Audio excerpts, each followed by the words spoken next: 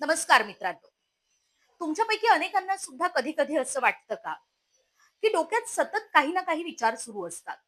एक विचार संपला की लगेच दुसरा आणि दुसरा विचार संपत नाही तोपर्यंत लगेच तिसरा विचार तयारच असतो.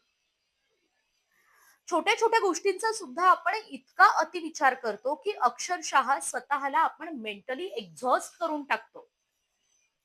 मनही शांत नसतं, सतत काही ना काही चलबिचल अस्वस्थता सुरू असते आणि याच सगळ्या प्रोसेसला आपण म्हणतो ओव्हर थिंकिंग. याच ओव्हर थिंकिंगमुळे केवळ आपण अँझायटीचे शिकार बनत नाही, तर आपली प्रेझेंट मोमेंट सुद्धा आपण पूर्णतः खराब करून टाकतो. आणि याचाच परिणाम आपल्या प्रेझेंट आयुष्यावर सुद्धा होतो आणि आपल्या फ्युचरवर सुद्धा होतो. म्हणून याच ओव्हर थिंकिंगवर मात करण्यासाठी आज मी तुम्हाला सांगणार आहे 5 प्रॅक्टिकल उपाय. त्यातला सर्वात महत्वाचा उपाय म्हणजे तुम्ही स्वतःला समजवा, की हा जो काही प्रॉब्लेम आहे, ही खरी सिच्युएशन आहे, की मी केवळ अतिविचार करतोय. कारण कधी-कधी कसं असतं ना, की एखादा प्रॉब्लेम मुळात असतच नाही. आपण केवळ विचार करत असतो. कदाचित त्या प्रॉब्लेमची ती भीती असते किंवा आपल्या मनामध्ये इन्सिक्युरिटी असते किंवा वर्स्ट केस इमॅजिनेशन फक्त असतं. म्हणून स्वतःला समजवा, की खरंच प्रॉब्लेम अस्तित्वात आहे, की फक्त आपण तसा विचार करतोय. दुसरा महत्वाचा उपाय, रात्री कोणतेही मोठे निर्णय घेऊ नका. कारण रात्री तुम्ही फिजिकली थकलेले असता, रात्री तुमचं मनही थकलेलं असतं आणि थकलेलं मन हे इमोशनल निर्णय जास्त घेतं, थकलेलं मन हे निगेटिव्ह निर्णय जास्त घेतं.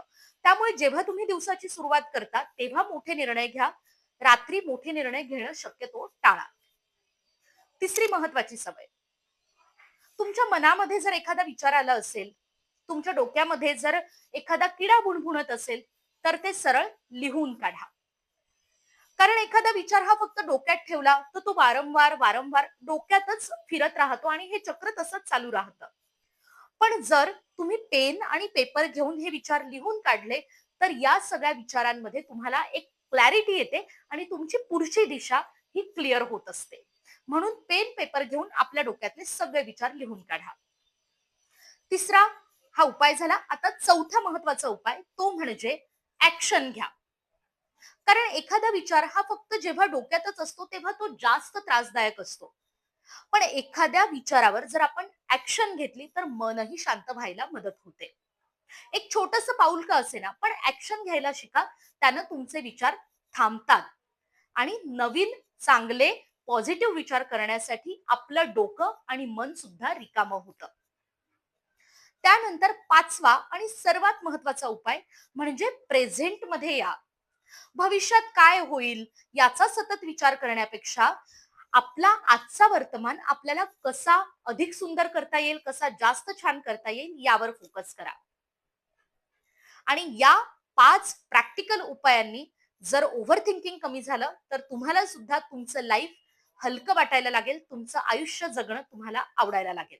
आणि अशाच पद्धतीने तुम्हाला हा व्हिडिओ आवडला असेल, तर चॅनेलला नक्की सबस्क्राईब करा आणि कमेंटमध्ये हे सांगायला विसरू नका, की तुमच्या आयुष्यातले असे कोणते मोमेंट्स असतात, कोणती सिच्युएशन असते, की ज्यामध्ये तुम्ही सर्वात जास्त ओव्हर थिंकिंग करता.